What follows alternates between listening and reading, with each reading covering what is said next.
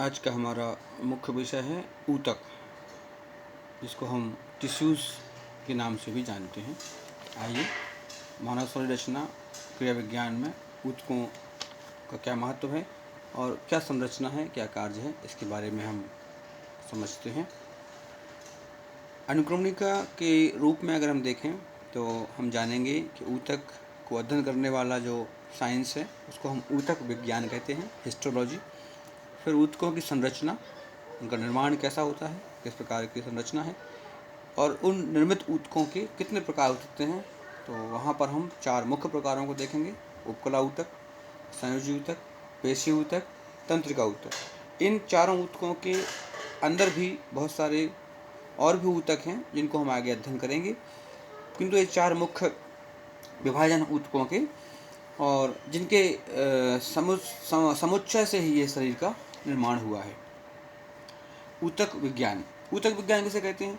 कोशिकाओं का ऐसे समूह जो उत्पत्ति और कार्य एक समान हो, अर्थात जिनके आकार प्रकार और जिनका उद्देश्य एक सा हो, उन्हें हम ऊतक कहते हैं, या उनके उस समूह को हम ऊतक कहते हैं, जिनसे एक अंग की संरचना होती है। अधिकांश ऊतकों का आकार और उनकी आकृति एक समान होती है। कभी कभी कुछ ऊतकों के आकार में, आकृति में असमानता हो सकती है, किंतु उनके कार्यों में असमानता नहीं होती। उनके कार्य एक उद्देश्य की पूर्ति के लिए ही होते हैं। विभिन्न कोशिकाओं का स्वरूप जो है मिलकर एक संरचना बनाता है, उस संरचना को हम ऊतक कहते हैं। Tissue is a group of cells in which similar in structure and function. और इस प्रकार से हम जो अध्ययन करते हैं जिसमें ऊतकों की संरचना का ज्ञान हमें प्राप्त होता है, उसे हम ऊतक विज्ञान या हिस्टोलॉजी के नाम से जानते हैं। ऊतक के प्रकार के अंतर्गत हमने पूर्व में बताया कि हम 4 प्रकार के ऊतकों का अध्ययन करेंगे, जिसमें उपकला ऊतक, इंग्लिश में जिसे हम एपिथेलियल टिश्यूज़ कहते हैं, संयोजी ऊतक जिसे हम कनेक्टिव टिश्यूज़ कहते हैं, पेशीय ऊतक जिसको हम मस्कुलर या मसल टिश्यूज़ कहते हैं, तंत्रिका ऊतक नर्वस टिश्यूज़ या तंत्र का निर्माण करने वाले ऊतक। ये 4 विशेष मुख्य ऊतक हैं। इनका हम आकार भी देख रहे हैं। यहाँ देखें आप, चारों ऊतकों की जो आकार या देखने में उनका स्वरूप जो है वो इस प्रकार से आप क्रम में देखेंगे तो connective tissues, epithelial tissues, muscle tissues और नर्वस टिश्यूज़। आगे हम इनका विस्तार से अध्ययन करते हैं। सबसे पहले हम बात करते हैं तंत्रिका ऊतक की, नर्वस टिश्यूज़ की। वे ऊतक जिनसे संपूर्ण तंत्रिका तंत्र का निर्माण होता है। यहाँ तंत्रिका तंत्र का मतलब है जो हमारा नर्वस सिस्टम है पूरा, जिसमें सेंट्रल नर्वस सिस्टम हो गया, ब्रेन हो गया, स्पाइनल कॉर्ड हो गया, जो पूरे शरीर में नर्व्स घूम रही हैं या विचलित या फैली हुई हैं, उस सब का निर्माण ये तंत्रिका ऊतक के द्वारा ही होता है।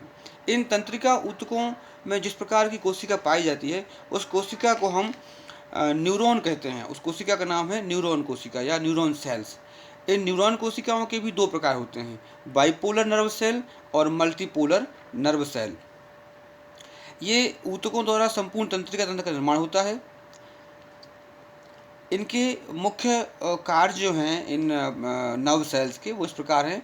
नंबर 1, संवेदनाओं की सूचनाओं को ग्रहण करना, जिसे हम सेंसरी इम्पल्स कहते हैं। नंबर 2, प्रेरक आज्ञाओं की सूचनाओं को भेजना, यानी मोटर इम्पल्स। जो भी हमने सूचना ग्रहण की उसको अब भेजना, जहाँ से कुछ हमें आगे ट्रांसफॉर्म ऑर्डर में कोई ऑर्डर मिल सके। फिर तीसरा जो मुख्य कार्य है वो संवेदनाओं को आज्ञाओं में बदलना, transformation of sensory impulse in motor impulse. Example के लिए हम लेते हैं कि हमारे लेफ्ट हैंड पर एक मस्कीटो या मच्छर बैठा हुआ है, तो ये संवेदना हमारे वहाँ हुई कि उसने डंक अपना लगाया, तो हमें एक संवेदना प्राप्त हुई, वो सूचना हमने ग्रहण की, ये हमने सेंस किया, सेंसर इम्पल्स हो गया। अब ये सेंसर इम्पल्स को आगे रिसेप्ट करके रिसेप्टरी ऑर्गन से आगे इसको भेजते हैं ऊपर की तरफ, यानी सेंट्रल नर्वस सिस्टम के माध्यम से ब्रेन को। तो प्रेरक आज्ञाओं को जो भेजना है वो मोटर इम्पल्स कहलाता है।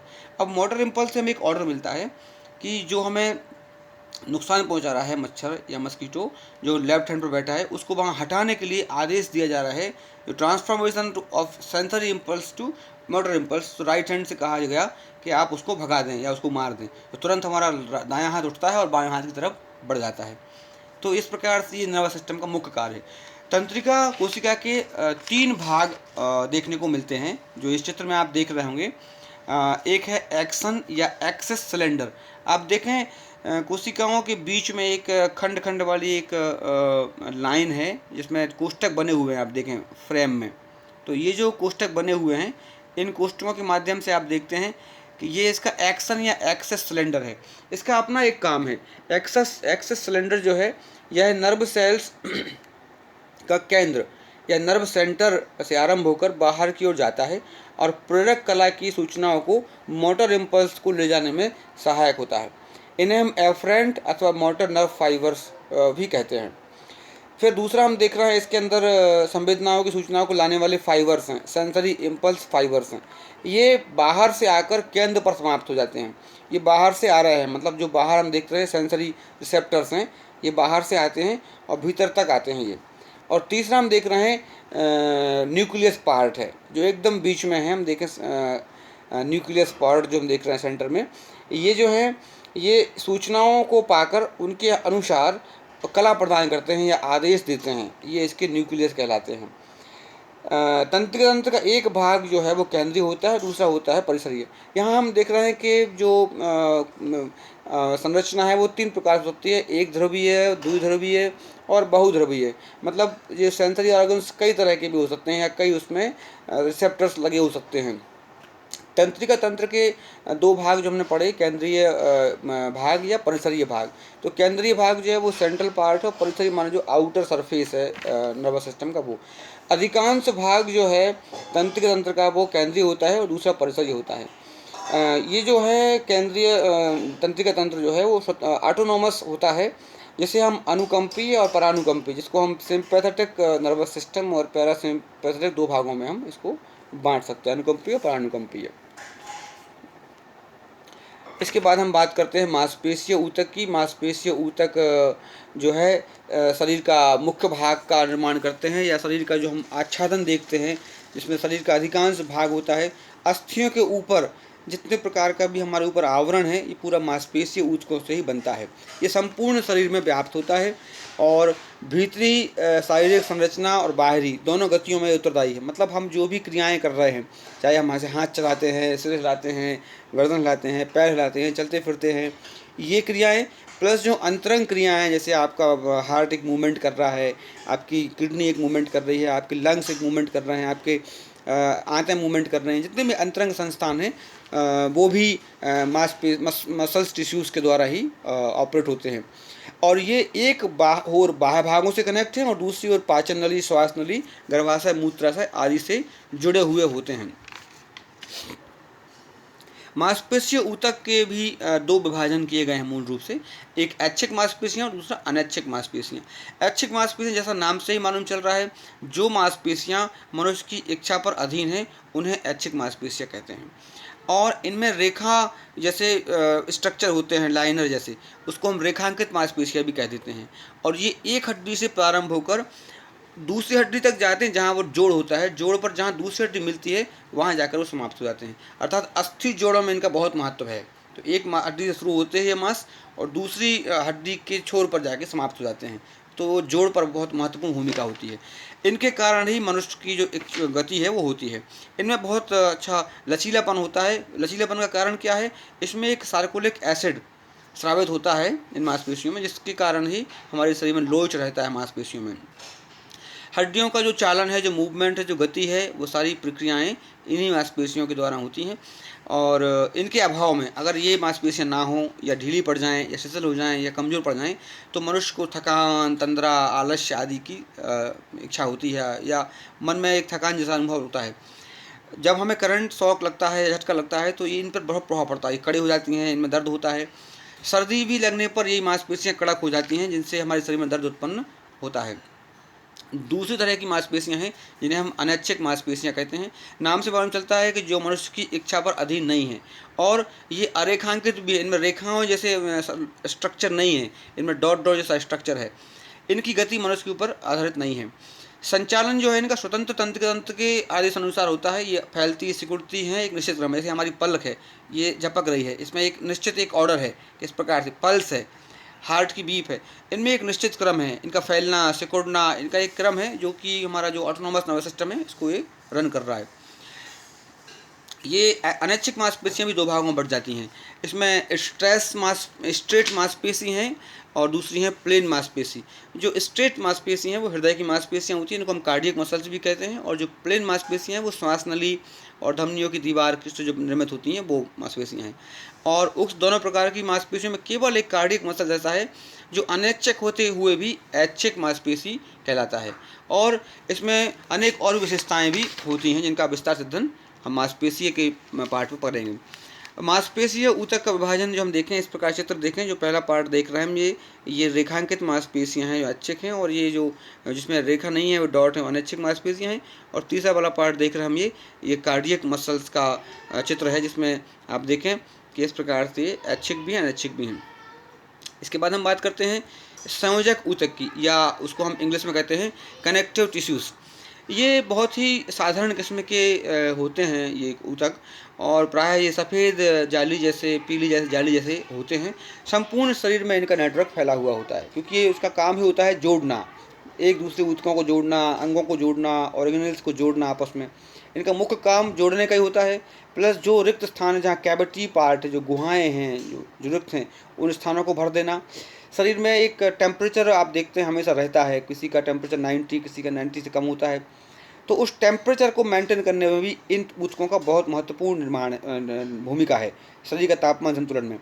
फिर सर्दी से संरक्षण, जब हमें कभी सर्दी लगती है ठंड के मौसम में या ठंडी जगहों पर, तो ये ऊतक जो है बहुत एक्टिव हो जाते हैं और शरीर के तापमान को बढ़ा देते हैं और सर्दी से शरीर की रक्षा भी करते हैं। हम जब कभी व्रत करते हैं, उपवास करते हैं, या हमें भूखा रहना पड़ता है, तो शरीर में जो ऊर्जा की जो कमी होने लगती है, तो ये ऊतक ही हमें एक पोषण का कार्य भी करते हैं, एक ऊर्जा प्रदान करने का भी काम करते हैं।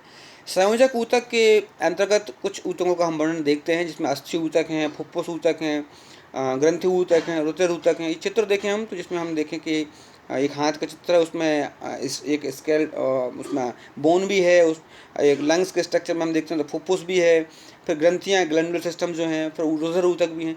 तो चार ऊतकों को हम इस प्रकार से आगे समझेंगे। अस्थि ऊतक क्या है?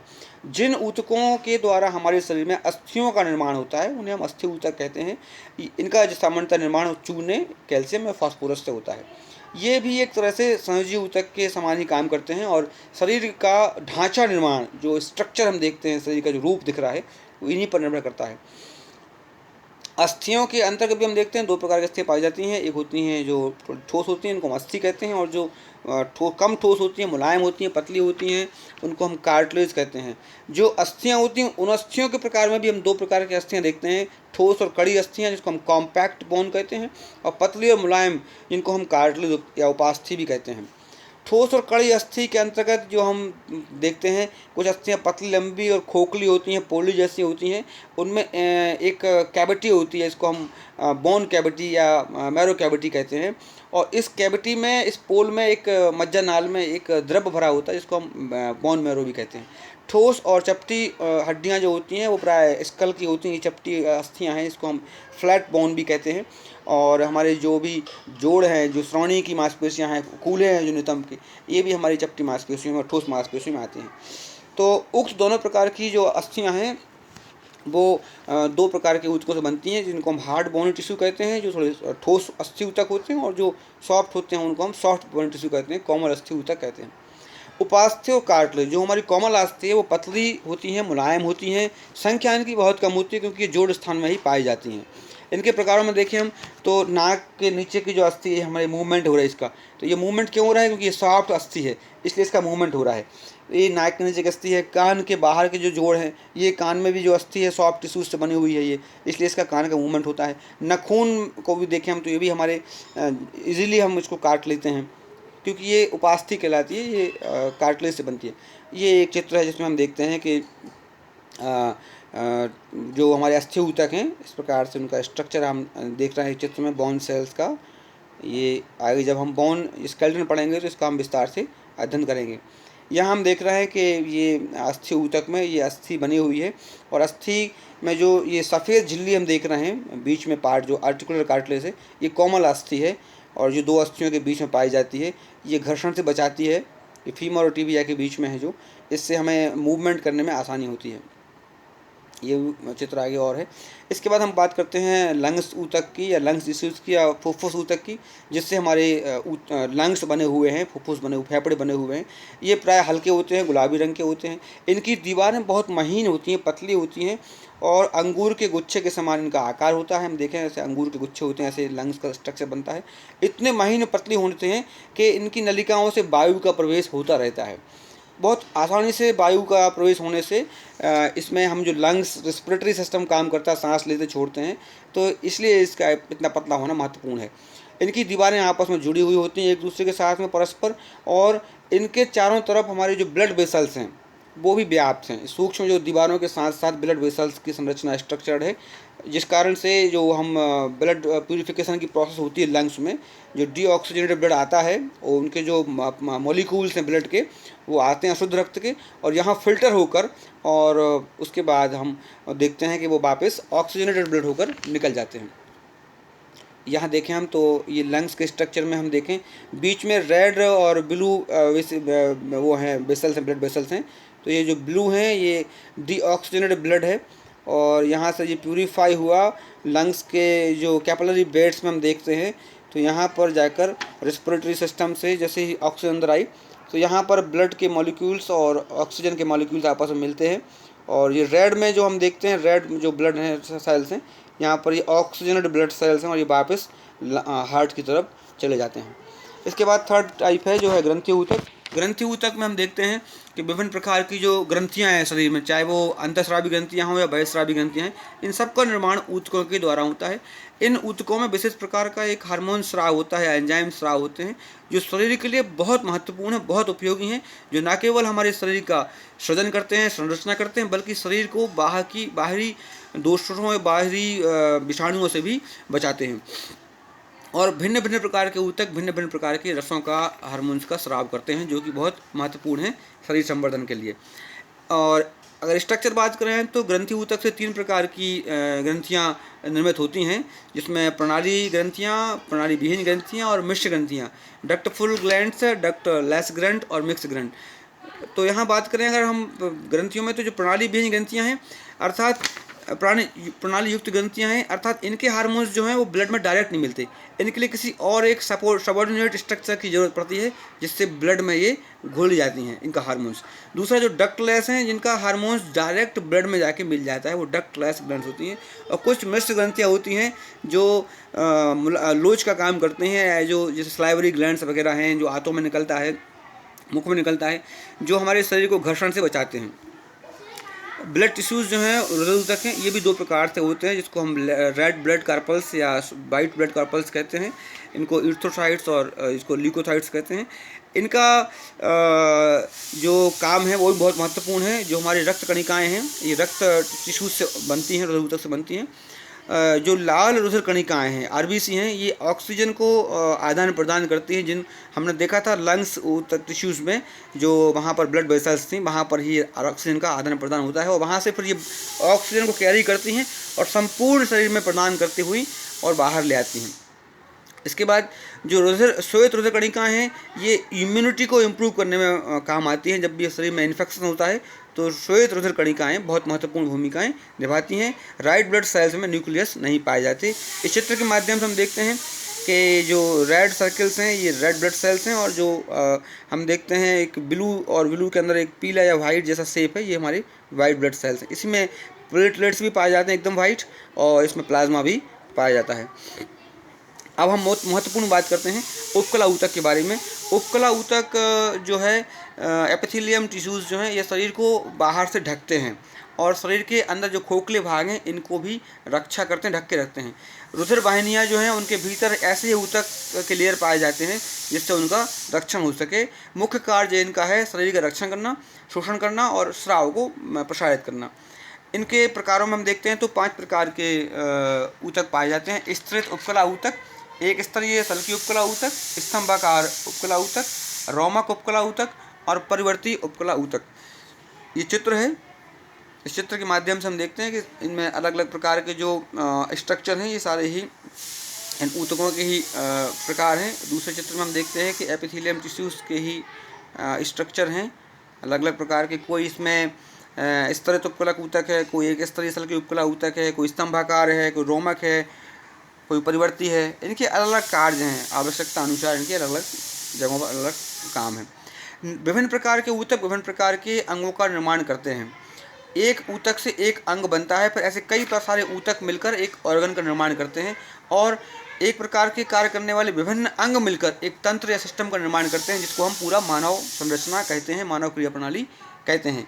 जैसे हम देखते हैं कि स्टमक में हमारे स्मूथ मसल्स भी काम कर रहे हैं, हमारे लूज कनेक्टिव टिश्यूज़ भी हैं, नर्वस टिश्यूज़ भी जुड़े हुए हैं, ब्लड टिश्यूज़ भी जुड़े हुए हैं, कॉलमनर एपिथेलियल टिश्यूज़ भी जुड़े हैं।